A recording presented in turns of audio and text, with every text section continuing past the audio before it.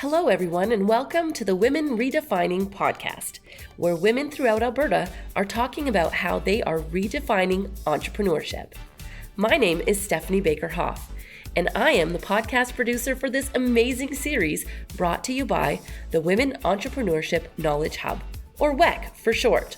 Your hosts for this podcast are Anita Kemp and Shannon Peston. Anita is the program leader for WEC Alberta, based out of Mount Royal University, and Shannon Peston is WEC's Senior Advisor for Business and Finance. WEC is part of the federal government's Women Entrepreneurship Strategy, investing $5 billion with the goal of doubling the number of women entrepreneurs in Canada by 2025. Led out of Ryerson University, there are 10 regional hubs across the country sharing research on and resources for women entrepreneurs in Canada. Drawing on the expertise of a network that includes more than 250 organizations, WEC also hosts and supports programming that highlights opportunities and best practices for women entrepreneurs and the organizations that support them.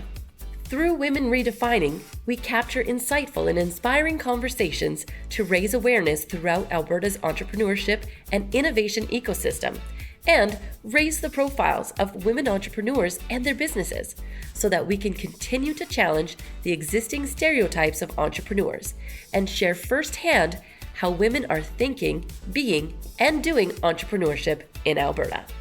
Before we dive into this episode, I invite you to take a moment to be fully present and recognize the many traditional lands on which we are connecting, and acknowledge with gratitude and respect the many First Nations, Métis, and Inuit peoples whose footsteps were first to mark these lands. Hello and welcome to the Women Redefining podcast. My name is Anita Kemp and I am the Alberta Program Lead for the Women Entrepreneurship Knowledge Hub. Here with me today is Stephanie Bakker-Hopf.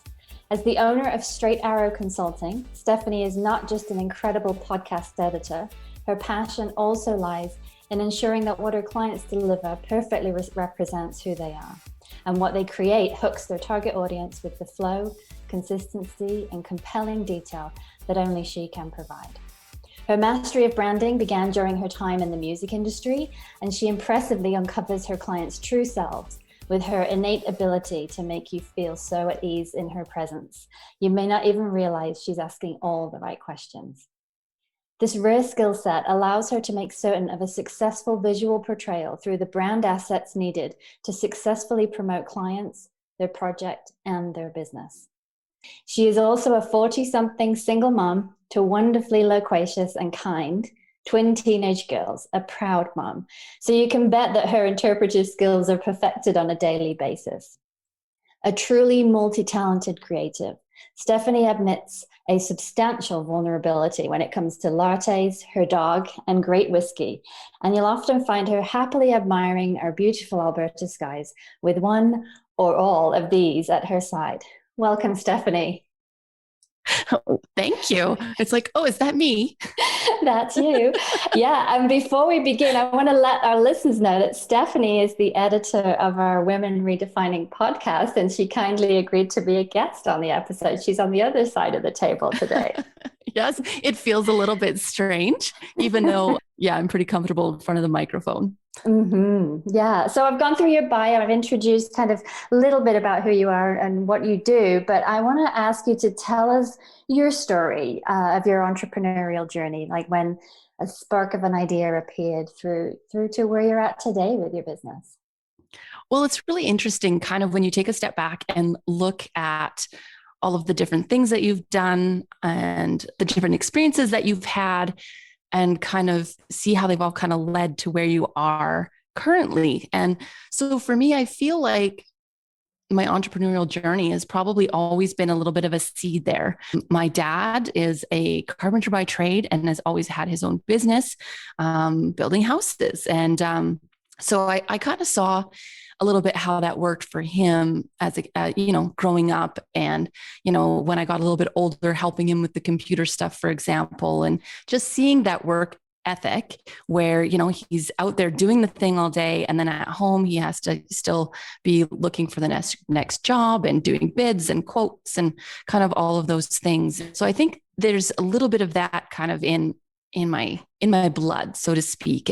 After I got out of college, I worked for, and this is going to date me a little bit, I worked for Radio Shack, and I worked for the director of sales for all of Western Canada. So I was maybe 20 years old, and I was working with incredible leaders and salespeople and different parts of the organization when it came to marketing, when it came to, learning how to read a profit and loss statement, for example, because I had a boss that was not just a boss, he was a leader, and he would bring me alongside of him and teach me all of the ways, and all of the things and why we do the things and involve me in the process, and also give me, a large amount of responsibility. And that was a fantastic kind of pocket in my career. And then I went on to have my daughters.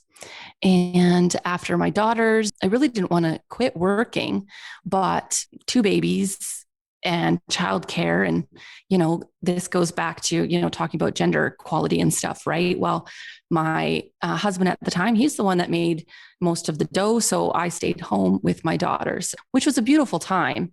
And then I went on to, when they were little, I learned photography, for example, and I did weddings and family portraits for a while, ran my own company that way.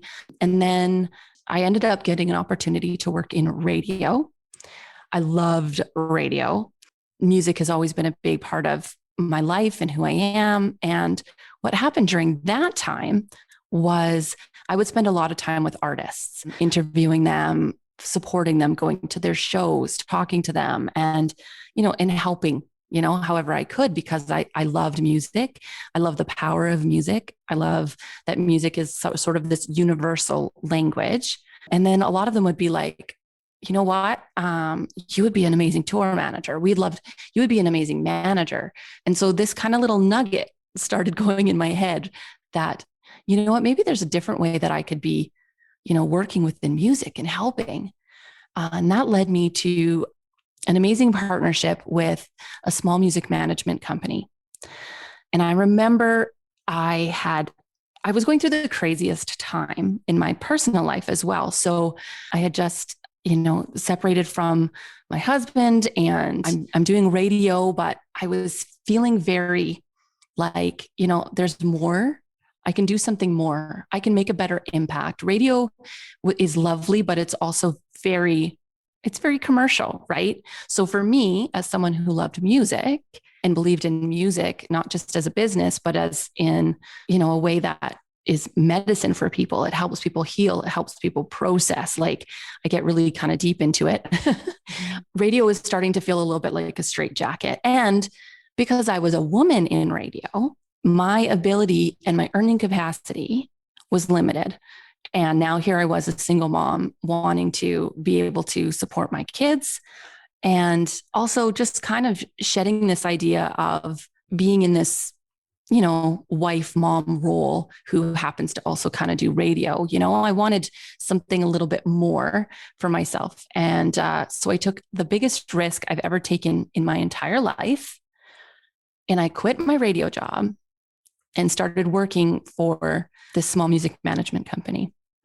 And it was very entrepreneurial, even with just another female, working in this little company in the music industry, which is very much filled with, I want to say titans, but also a little bit of tyrants, right? We've had in the music industry, that women get played less on the radio, women get less. So then labels don't pick up women. Like, it's a very boys club, right? It's a big, big boys club. So it was really interesting to be working with another female entrepreneur, trying to pursue and work for these artists and kind of, do what we love and make a living doing what we love. And unfortunately, just because the music industry is so difficult, we had to kind of go our own separate ways. And so then I thought, okay, well, I still love this. I still want to do this. I'm going to do this on my own. But that also made me go, okay, I'm going to have to take this I'm going to keep this. I'm going to build this little company. And then I had to go, but I also needed to do some corporate work to take care of my kids. So I was working really hard for a company doing communications and marketing and managing all of their big conferences and their VIP incentive programs. And one of the things that I kind of got out of that time, my time there, was the opportunity to take my background in music and create an amazing event, VIP event in Nashville for some of our VIP elite salespeople kind of thing, which was a beautiful thing. But one of the things that I've always struggled with, probably, well, since my girls were born, this is a little bit more of a personal side, is postpartum depression, which has kind of turned into something that I've dealt with for the last 16 years. Anxiety, depression, just some mood stuff, right? And then, so I'm very passionate about that. I don't think it always limits us, but I'm very passionate about that. And in my time in the corporate world there, I think I probably ruffled a few feathers because I saw some things that I didn't think that were okay. Again, that's pushing the envelope again of, this idea of women in the workplace and how women were treated, making time and space for people to take care of themselves. I think I maybe was a little bit too vocal. And my doctor actually put me on leave for migraines and asked them to give me some accommodation for my migraines because the lighting in the building just made my migraines go like crazy. And I got packaged when I got back. I took 3 weeks leave and I got packaged when I got back. And that was really devastating. But at the same time, I think when I look back on my journey, it's whether, universe or God, wherever you kind of land on that, I think it was basically a sign to say, no, Steph, you gotta go back into doing this entrepreneur stuff and working for yourself and creating what you need to create for yourself and for anybody that you get to work with, a different sort of work environment and a different way to make some money and take care of your family and also be able to take care of yourself. And so that's kind of what I've been doing ever since. And it's been really interesting to see all of the different skill sets that I've kind of learned along the way that have led me to be in a place where, I can really get down to the root and understand somebody's brand and what that looks like and how to show up in their business and to be authentic and to be able to do something and feel really good about it and make it work for you and the kind of the life that you want and what you want to create and how you want to serve people. And, all of these different pockets of things that I've done in any of these different areas have really given me this ability to, really serve my clients and also, kind of step out of this box of what we think is, like we go, oh, we need to have, our degree and we need to have a mortgage and we need to and tick all these boxes because this is what kind of society expects of us, and be able to go, let's look at it a little differently and say, I want to find meaningful work. And I want to find other people that think like me, that are able to do the things that they love, things that they're good at, things they feel good about doing, and kind of shed that old kind of framework that I think that we have of ourselves. And it's really difficult, and redefine kind of what success looks for myself as a person and not feel so caught up in all of that other stuff. So that's led me to, of course, I got packaged from my job, and then I was working for an amazing company as well, another amazing entrepreneur, working alongside them and supporting them in their business as well, doing, the things that I love, also doing and working with some artists and some music. And then COVID hit. So with COVID, and I think one of the reasons that I've been able to kind of get through that is because of this ability to kind of step back, reevaluate, and kind of pivot and look at, okay, wait a minute, where are things going now? What skills do I have in my back pocket that I can use that are going to be able to help me support my family, do stuff that I love, work with people I'm passionate about and what they do, and be able to make a business out of that. And I kind of, took a step back and was able to go, well, podcasting is amazing. It's growing. It's a big long form piece of your marketing. It's a way to speak directly to your audience. And when it comes to the editing, well, my years in radio where I was producing, segments and programs and interviewing artists and people in the community and government officials as a reporter, all of those kinds of things, it all has given me the toolkit and the skills to be able to do this, but be able to do it for myself, working with other people that I'm aligned with. And the other funny part that's come out of it is most of my biggest clients are all doctors in the mental health space who are women entrepreneurs. And now, of course, here with WEC. And that's kind of my journey up until today. Wow. And everyone's entrepreneurial story right now always kind of has that little, and here's my COVID story. Right. that goes along with that. And I love hearing, like, just when we're asked to tell our story, that's when you pick up on like the values that have come through that drive you, have driven you kind of in and out, navigating you through your journey. And earlier in your story, you had mentioned about your dad and your manager at Radio Shack. I'm curious as to who's inspired you throughout this whole time or supported you the most throughout your entrepreneurial journey. Well, I'd have to say, when I really started thinking about it as an entrepreneurial journey, because I don't know that I had before, it was probably about 2 years ago when I hired my first business mindset coach and first kind of realized that, oh, this is entrepreneurship, because I think oftentimes as women, I don't know that we stop to think about it necessarily. A lot of times we're just like, how do I take care of my family? And so that's kind of what it was for me. And then when I kind of was sitting in this space thinking, you know what, I don't know that I ever want to be back in a corporate environment because the values aren't really aligned with me and who I am. I would rather be a little bit more of a change maker, even if it's only within my own kind of little sphere.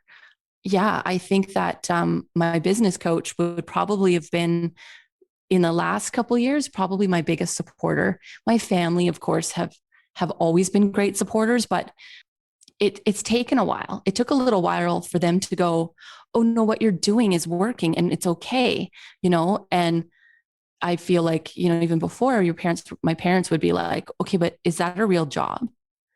And you'd get those questions. Well, are you getting paid for that?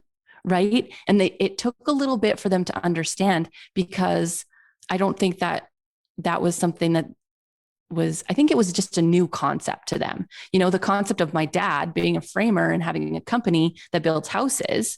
Okay. That doesn't seem out of the norm, but for myself, it seemed I don't think they totally got it. So for me, when I first started working with my business coach and understanding, and opening up to the idea that these things are possible, and there's other support out there. There's other women and resources and groups that you can be a part of in a community of people that you can lean on and talk to and support, whether it's various masterminds or organizations like this one, where, there's other people that have either are going where you're going or have been where you're going. Those are the people that you surround yourself with then. That's right. Like, we each have our own individual, unique entrepreneurial story, entrepreneurial journey, but there's a common thread to those women that are on it. And even like you say, like, even like recognizing I'm an entrepreneur, right? And when you reflect, it's, well, I was probably an entrepreneur before I actually realized it. Right. Yeah. And you mentioned, Mary, you wear many hats, right? And people that are supporting you, but how do you support yourself? How do I support myself Mhm. in being an entrepreneur? Yeah, in this along this journey. I mean, you'd mentioned, about when you had your two baby girls and the postpartum depression, and even picked up on, like you described music as medicine and healing, and Mm. and so it's really kind of how do you support yourself navigating? Well, I think it's very important to make sure you do have a support network. I think it's important to make sure that you're giving yourself some breathing room. I think a lot of times, entrepreneurs or really driven people too, we do kind of also carry alongside of us a little bit of this kind of perfectionism thing, or this need to always do more and to do more and to do more. And sometimes that can really lead to burnout. And that can happen in a corporate environment too, of course. And so I think that self-care piece, and I'm not talking, bubble baths and getting your nails done, which I totally am a huge proponent of. I love that. But I mean real self-care, right? Where I think it's really important to have good boundaries. I think boundaries is a huge part of self-care. I think so. Boundaries in, this idea of if I don't answer every email right away, or every, be jumping in on all the time, then I'm going to lose business, or I'm going to let someone down or whatever. I think having boundaries around, even for yourself, okay, when's my work time? When's my off time? Making sure you're scheduling in that white space in your calendar, making sure that the real things where you're moving your body, where you're doing, I'm a big proponent of meditation. I suck at it because I have a busy brain, but I still need to do it.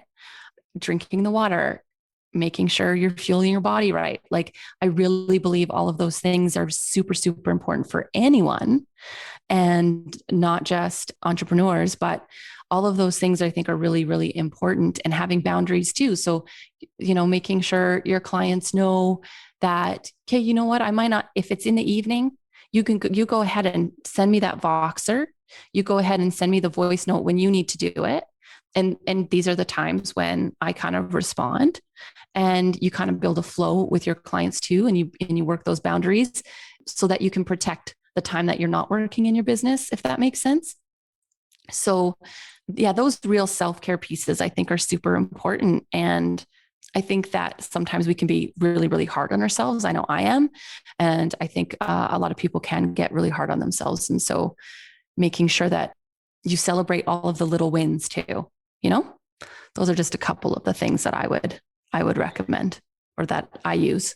Yeah, and I couldn't agree more there, and for women, that's setting the boundaries and celebrating our successes. It's an ongoing practice that we have And you to do. and you just said it so much more succinctly than I did. No, and I remember someone telling me once, probably was a coach too, is you show people how to treat you. And that's Yeah. always really stuck with me. If I'm always saying yes, yes, yes, yes, yes, and in the background saying I should be saying no, no, no, no, no. Right. But you're showing them it's okay and to treat you that way. So I found that was a great way to remind me about setting my boundaries too. So thanks for bringing that up. Yeah. And I think trying to find, and this goes back to the marketing part too, where you're looking for your ideal client, but your ideal client also, I think it's really important that you're aligned with them, because that just makes things feel so much better too. Yeah, and absolutely in the work that you're in, Mm-hmm. and you've spent, a lot of you are describe yourself as a creative, and that creative Mm-hmm. entrepreneurship space, right? There's kind of addressing the stereotypes around what it means to be an entrepreneur. And so, my next question really comes in is, with WEC is running a campaign to challenge the stereotypes around entrepreneurship and sharing success stories of women entrepreneurs like yourself. But I'm curious to hear from you, like, how do you think we should be challenging the stereotypes around, what an entrepreneur or an entrepreneurial venture looks like, and particularly in the creative space that you've been in for so many years? That's a big one.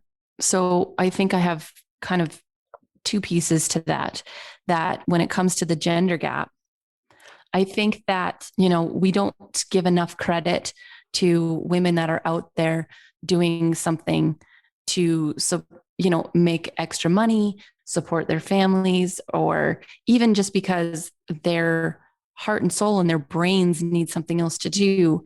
I think we minimize some of the things that some women do. And, that's their little side hustle. Or if it's not employing a whole bunch of people and making all this money and all these things, then it's like our perception of it needs to change, our perception of what entrepreneurship is, because essentially the definition of entrepreneurship is just someone that is trying to start a new business in order to make money. So that doesn't necessarily mean it needs to be making revenue of $500,000. If there's a mom out there and she's going to the farmer's market and selling her homemade goods in order to pay for her son to be able to do hockey, I think that's an entrepreneur. And I think that needs to be recognized and appreciated. But I feel like it gets minimized very easily instead of celebrated. So that's one of the things, like I live in more of a rural community too. And I see so many women working to fill the gaps in their, family financial situation. And they come up with this amazing creative stuff. And perhaps it's something in an idea that could even grow, but the idea that could even be looked at and validated doesn't even cross our minds. And I think that's a shame. And I think that there's so many ways that women are so innovative. And a lot of it comes out of a passion or a need. And I don't know that there's enough resources to support them. So that's one thing. And then in the creative space, I think the biggest challenge, and I wonder how it's going to look, and it kind of makes me a little emotional. We've gone for, however many months COVID's been without being able to enjoy live music. And I have so many friends who have lost everything. And what it says to me is what do we value? And I wonder, having gone through such a big period of time without something that is so integral to connection and community in our world, having gone without that, if we're going to have a different idea of what and a different value placed on art and creative stuff and music, because now that we've been deprived of it for so long, are people going to recognize how integral and how important it is? Because, as an entrepreneur who wanted to work within the music business, in order for me to get any funding to help and support these artists, most of these artists have to be self-funded. Until you make it to a certain level, there's no money for people to do the marketing side, to go and record the music, to go on tour. In the creative industry, you have to show everything before anybody will help you. Does that make sense? Mm-hmm. So that is, and that for me is really sad. So I'm wondering if when we come out of this, people are going to look at the creative space and give it more value and support it more. And that's kind of what I would hope for, because it's really hard, because before it was always music or arts or any of those kinds of things. They're the first things to get cut. And now I think what we're seeing throughout this pandemic is the lack of connection and the lack of these sorts of things have left a really gaping hole. And these are all pieces that really do support people's, mental health and it really does bring people together. I'm curious to see what happens. And thanks for bringing that up and sharing that, because the hope is for this podcast series, that some of the listeners are those organizations that have more of the power to change this, which would be phenomenal. To hear the stories like you've just shared, like people that in this creative industry that creates like this connection and community and healing environment that we're all going to need. And so it's a way to recognize that and support it. And for a lot of people, it feels like a gaping hole that they're not sure how to fill it. So, and I hope that space isn't that you can jump back into that once the live music events, because I know that's a space dear to your heart. I know we're kind of running out of time, and so I just want to take it back to you and ask you, when you look to your future and the future of your entrepreneurial venture, what does success look like for you? Success for me is being able to do work that I think is meaningful. And I'm currently doing that in the podcasting space. My biggest client, she is a doctor who has just created a micro clinic that is completely virtual to support women in mental health. So and it makes me want to just well up and she actually is probably one of my biggest inspirations as well, because now it's providing an opportunity for people to get mental health support with a doctor virtually and covered by Alberta Healthcare.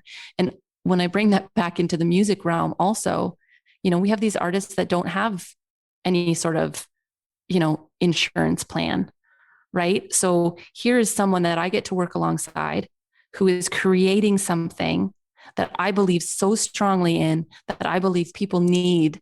That's success to me. Mm-hmm. Being able to take care of my daughters and just preparing them to walk into university and being able to do that, doing stuff that I love to do. And also being able to kind of call the shots. I'm not restricted by, having to pander to making sure I don't upset somebody in some department. And it just feels so much better. And that's success for me, not to be in that restricted box of corporate anymore. And I know it works for some people, but it just feels really good. So that's success for me, paying my bills every month, working for amazing people who I believe are doing amazing things. That's success. Mm-hmm. It's our values, right? That lead, like the freedom. Yeah. To make your own decisions. Yeah. Meaningful work, hanging out with like-minded people. Mm-hmm. And of course, putting food on the table. Yeah. Yeah. And one day, do I want to be earning more, bringing in more business? I have a couple people I contract to that I'm able to allow them to kind of do the same thing. And if I can grow that and provide that opportunity for other people and create a culture, even in my own small little sphere here, that says, we care about you, not just what you can do for us, that also is success. Yeah. I mean, there's, some fairly high profile speakers and leaders that say, do what you love and the money will come. So It's just because we don't put a dollar amount onto our success vision. We do what we love and the money will come. It's an entrepreneurial adventure versus a venture. Yeah. Okay, so thank you so much, Stephanie, for sharing your story.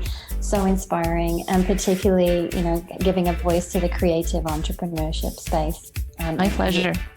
Insights.